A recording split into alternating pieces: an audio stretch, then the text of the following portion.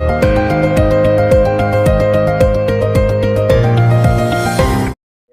हाशमी साहब, आज जो मीटिंग हुई शहर में अतिक्रमण को लेकर और भी दूसरे कोर्ट की प्रॉपर्टी को लेकर, क्या था? आज डिविजनल कमिश्नर साहब के पास में हमारे चेयरमैन जनाब समीर खाजी साहब और जूनियर साहब की मौजूदगी के अंदर और अध्यक्षता के अंदर जो बोर्ड डिविजनल कमिश्नर की पूरे मराठवाड़ा की जो मीटिंग हुई उसके अंदर पूरे कलेक्टर्स, रेवेन्यू अथॉरिटीज़ और superintendent of police, police commissioner की तौर से पूरे लोग मौजूद थे। उसके अंदर हमने यही इन्हें रखे कि भाई जो आज जो माहौल चल रहा इंक्रोचमेंट का या डेवलपमेंट का, तो उसके अंदर जो रिलीजियस इंस्टीट्यूशंस है जैसे मस्जिदें हैं, मंदिरें हैं, जो भी टोटल रिलीजियस इंस्टीट्यूशंस हैं, उनको कैसा प्रोटेक्ट करा जा सकता है। जब ये डेवलपमेंट प्लान बनाया जाता है तो इनके सामने सारी चीज़ें रहती है रिलीजियस इंस्टीट्यूशंस।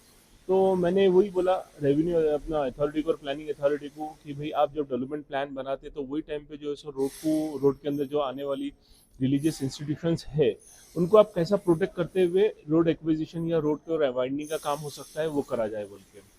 और अभी औरंगाबाद का मौजूदा जो माहौल है उसके अंदर भी मैंने भी अभी म्यूनसिपल कमिश्नर साहब के जो प्रतिनिधि थे उनसे ये गुजारिश करा बोर्ड की तरफ से कि भाई जितने मसाजिदें हैं, दरगाहें हैं और भी रिलीजियस इंस्टीट्यूशंस है, ये पब्लिक के सेंटिमेंटल इश्यूज है।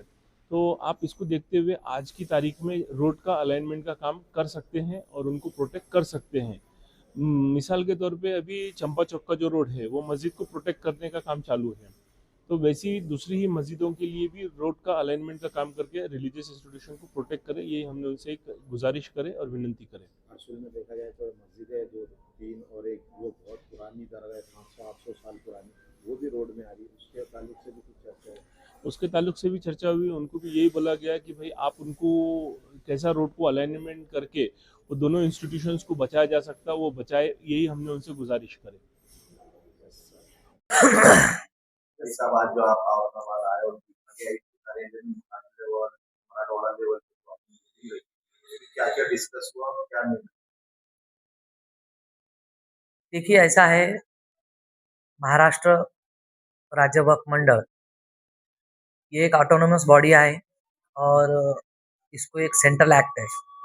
उस एक्ट के तहत मैनेजमेंट करने के लिए रेवेन्यू डिपार्टमेंट में से रिलेटेड कुछ इश्यूज थे, जो म्यूनिसिपल एडमिनिस्ट्रेशन से रिलेटेड कुछ इश्यूज थे और पुलिस डिपार्टमेंट से। इन इश्यूज को काफ़ी सालों से हम दिक्कत में आ रहे थे, उसके इम्प्लीमेंट की वजह से एक्ट में के जो प्रोविजंस है वो प्रोविजंस के बारे में ये तीनों डिपार्टमेंट को कुछ कन्फ्यूजन्स थे, उसकी वजह से वो इम्प्लीमेंट नहीं कर पा रहे थे और उस वजह से वक्फ प्रॉपर्टी का नुकसान हो रहा था। गवर्नमेंट ने जो टाइम टू टाइम जीआर्स निकाले उसका भी इम्प्लीमेंट नहीं हो रहा था, तो इसलिए हमने हमारी अध्यक्षता में ऐसा तय किया है कि महाराष्ट्र के अंदर 6 डिवीजन है रेवेन्यू डिवीजन। हर डिविजनल कमिश्नर के साथ मिलकर उस डिवीजन के सारे कलेक्टर्स, रेवेन्यू हेड जिनको हम कहते हैं, सारे म्यूनिसिपल एडमिनिस्ट्रेशन और पुलिस डिपार्टमेंट, इन सब की हमने बैठक आयोजित की थी और हमने बैठक में विभागीय आयुक्त से ये कहा था कि सारे ऑफिसर्स खुद आए, प्रतिनिधि को न भेजे, भले वो फिजिकल नहीं आए तो भी चलेगा, लेकिन ऑनलाइन आए तो चलेगा, लेकिन खुद हाजिरी दे। तो इस मुताबिक मराठवाड़ा के सारे तीनों भी डिपार्टमेंट के लोग आए थे। हमने वक्फ एक्ट के उनसे रिलेटेड ही मुद्दे पर चर्चा किया है और हमको इस काम में विभागीय आयुक्त ने काफी सहकार्य किया। पुलिस डिपार्टमेंट का रोल क्या है वक्फ एक्ट में, कौन से सेक्शन में है, म्यूनिसिपल एडमिनिस्ट्रेशन का क्या रोल है, कौन से सेक्शन में है, और रेवेन्यू डिपार्टमेंट में जो जीआर्स आए हैं, लैंड एक्विजिशन एक्ट है और 7/12 से लेकर इश्यूज है, ये सारी चीजों की खुलकर डिस्कस हुई और हमको आयुक्त साहब ने इसमें काफी सहकार्य किया। तो ये हमारी शुरुआत थी, पहला डिवीजन हमने लिया है। अब इसी प्रकार 6 के 6 डिवीजन में हमारी इसी प्रकार से बैठक होने वाली है कि हमें उम्मीद है कि इस बैठक की वजह से जो है तो हमारे रेवेन्यू डिपार्टमेंट के सारे इश्यूज हल होने में मदद मिलेगी। पुलिस डिपार्टमेंट में जो हमारे मामले जाते हैं उसकी दखल ली जाएंगी और नगर प्रशासन से ताल्लुक रखने वाले जो मामले हैं इसमें भी दखल ली जाएगी और इससे हम मंशाए वाकिफ की जो मंशा थी और वक्त को बचाने में हम कामयाब हो जाएंगे।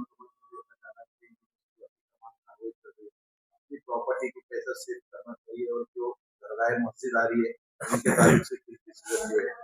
देखिए, जो रोड है, डेवलपमेंट है, जो पब्लिक डेवलपमेंट में उसमें कोई भी रिलीजियस इंस्टीट्यूट आता है, उसके लिए वक्फ कानून में एक प्रोविज़न है, सेक्शन 91 है। और वैसे भी वक्फ बोर्ड जो बना है, ये रिलीजियस सारे इंस्टीट्यूट्स की हिफाज़त के लिए बना है। तो हम जो भी प्रोविज़न है कानून के अंदर, उस प्रोविज़न के तहत आखिर तक उसको बचाने की कोशिश करेंगे। और जो प्रशासन है, लोकल प्रशासन है, स्थानिक प्रशासन है, उनसे भी चर्चा करेंगे कि उसको हम कैसे कानून के दायरे में बिठाकर बचा सकते हैं।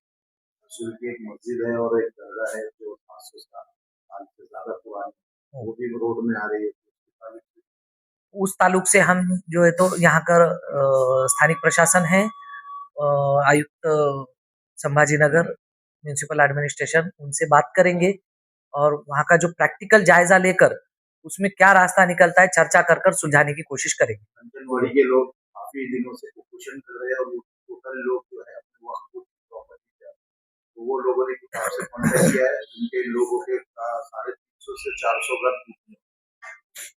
साढ़े देखिए, वो तो हमने सारे संभाजीनगर के अंदर जितने भी मकानात बने हैं उसके लिए एक समिति गठित की है। वो समिति शहर का पूरा सर्वे कर रही है। उस सर्वे में जितने भी मकान बने हैं, किसने हमसे परमिशन लिया है, कौन लीज होल्डर है, किसने इलीगल बनाया है, वो सारा डाटा उसमें कलेक्ट होने के बाद आज मीटिंग में भी समाजनगर म्युनिसिपल कॉर्पोरेशन के प्रतिनिधि आए थे। उनसे हमने उन्होंने भी हमसे काफ़ी सहकार्य की भूमिका निभाई है। उन वो सारा डाटा इकट्ठा होने के बाद हम म्युनिसिपल कॉर्पोरेशन को देंगे।